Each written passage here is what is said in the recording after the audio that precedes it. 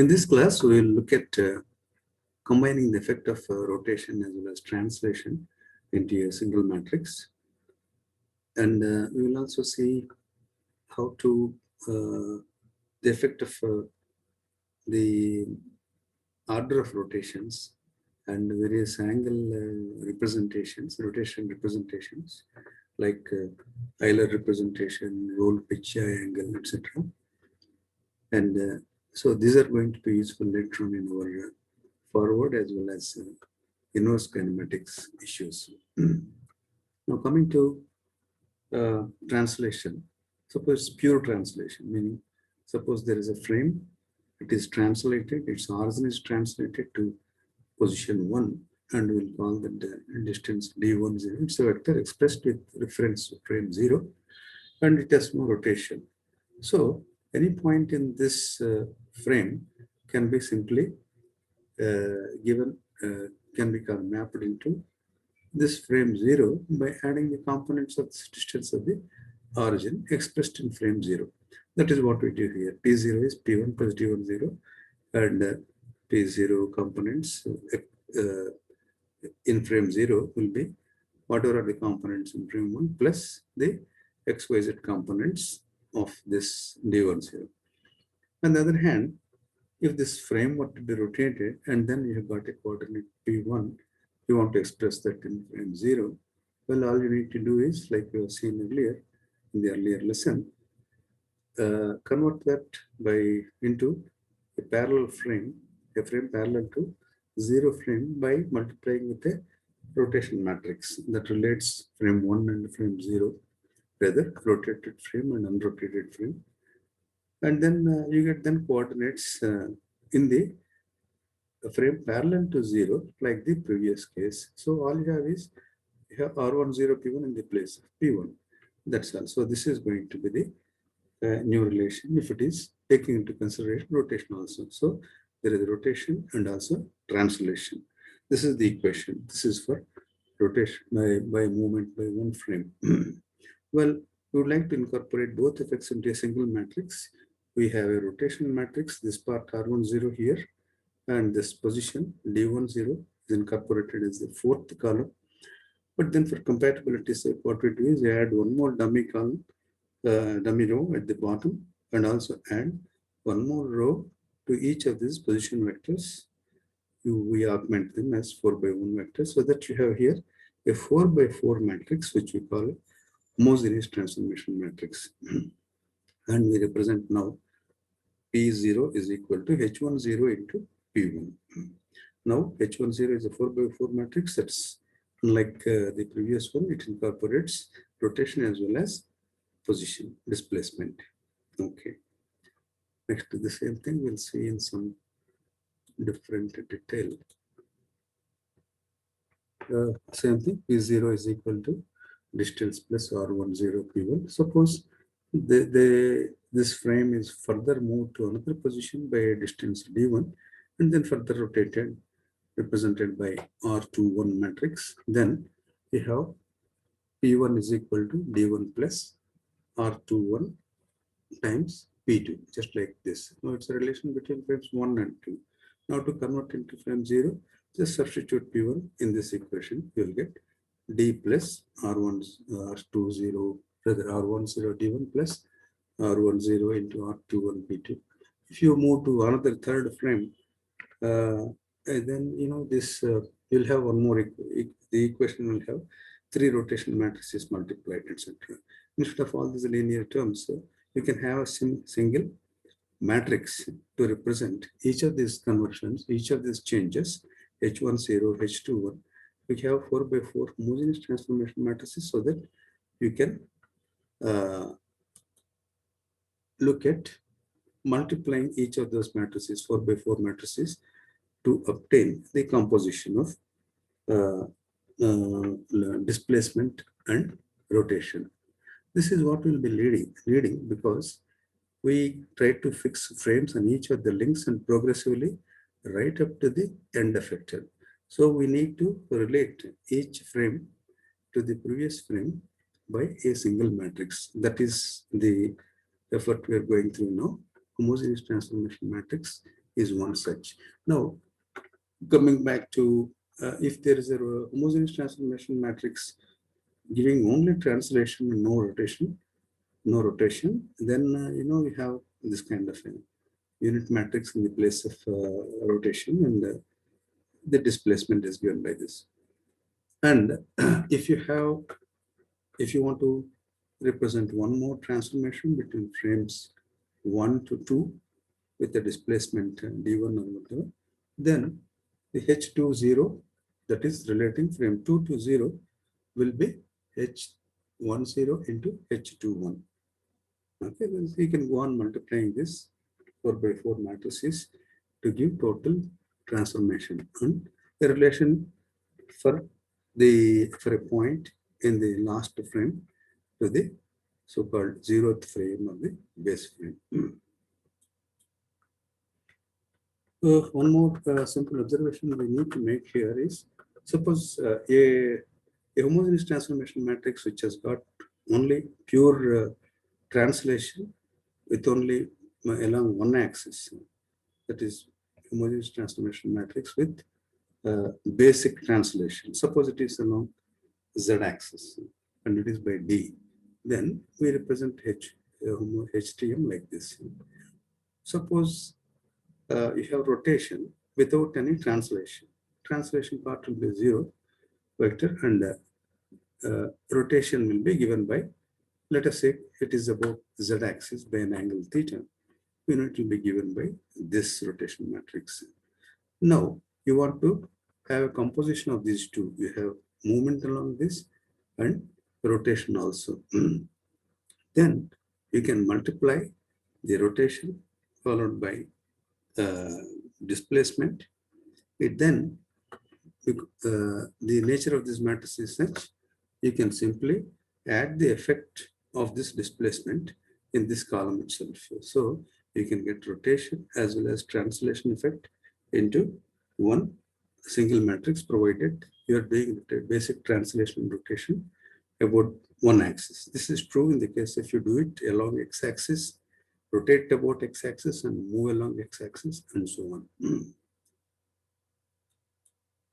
Okay, now we look at the importance of the order of rotations. Suppose if a frame 0 is first rotated by 30 degrees about z and then about current x-axis. After rotation, whatever is the frame you get, that axis, that current axis, that x-axis, we call the current axis. If you do it by 45, rotate about the x-axis by 45 degrees, then to get the total effect of rotation, we get by post multiplying or z theta, z 30 degrees, whatever it is, multiplied by rotation x 45 degrees. On the other hand, if you rotated 45 degrees about x first and then about z by 30 degrees, then same order in which you have rotated will have to be represented here. That is Rx 45 into Rz 30 degrees. That will give the total effective rotation matrix. So also it's important to note that this is not the same thing as this. If you change the order, though you multiplied the same things, but same matrices, but in different order you multiplied, they're not the same because the rotation matrix is not commutative. Okay, so order of rotations is important. Next, one more aspect is what is known as fixed frame rotation. That is, suppose you rotated by z about 30 degrees and then followed with rotation about x-axis by 45, but about x0, original frame, x0, not x1. They are not x1 of the frame that you obtained after rotation by 30 degrees about z. About the original x0 axis if you rotated, then the net rotation is obtained by pre-multiplying. That is, the order gets reversed. That is, first rotation is on the right side, then next rotation about fixed axis will have to be a pre-multiplying matrix. So you need to be careful as to what you are doing, to whether you are rotating about a current axis or a fixed axis. If you're rotating about fixed frame, then the rotation matrices are you pre-multiplied. On the other hand, you post-multiply if you're rotating about the current frames. Then a couple of representations. This is angle axis representation, for example, is one of the examples. That is, you are given one rotation matrix. You have a base frame, base matrix, and then you are given a rotation matrix representing a frame with reference to rotation of a frame with reference to the basic frame. Then you want to you want to represent the new frame as though you obtained it by rotating about some axis and by certain angle.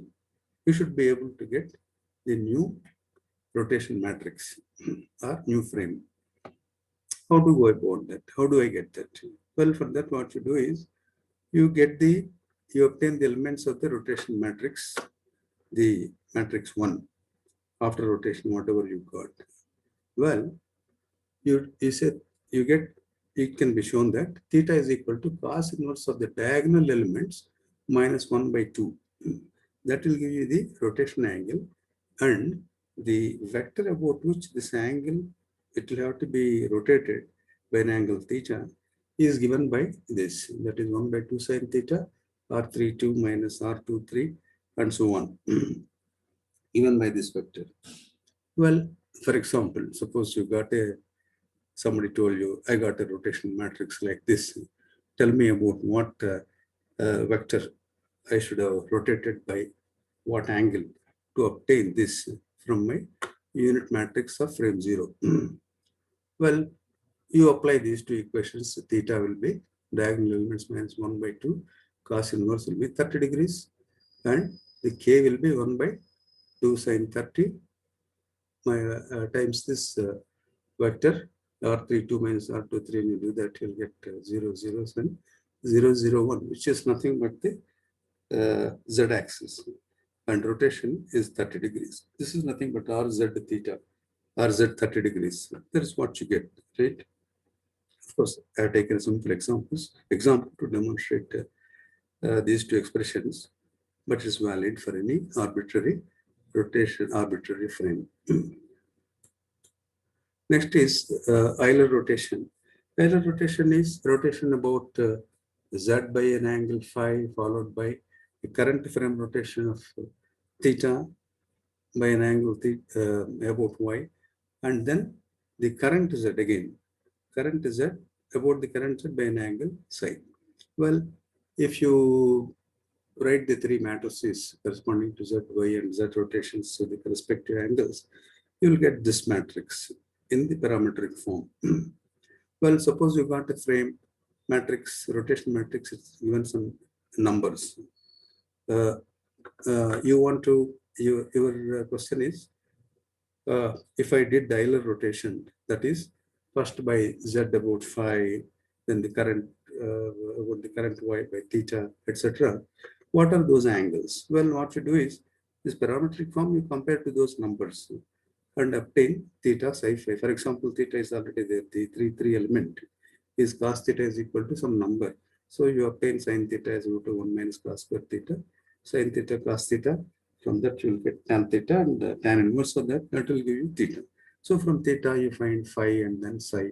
So you can find theta phi psi as though you obtained a new rotation matrix by this Euler type of rotations. Okay, next one. Next one is called roll pitch yaw angles. This is very similar to that, except that these rotations are about z, y, and x in this order, but fixed frame. That is actually you rotate by an angle psi about x, then about the fixed frame about y0, not y1, you rotate by an angle theta, and then about the current about the fixed z0, you rotate by an angle phi. So order is reversed, because fixed frame rotations. When you do that, you get this expression. Similarly, you compare the matrix, that three rotation matrix that you have in numbers to the various elements here, and you can get the theta, phi, psi, and that means you can get that matrix, whatever is given by this kind of roll, pitch, angles, three rotations together will produce that matrix. So you can apply roll, pitch, or Euler angles depending upon what you want. But these conversions are going to be useful to us later on when we go to inverse kinematics, and also some of the material we covered about homogeneous transformation matrix will be useful when we go to forward kinematics using Danault, Hartenberg convention and other techniques.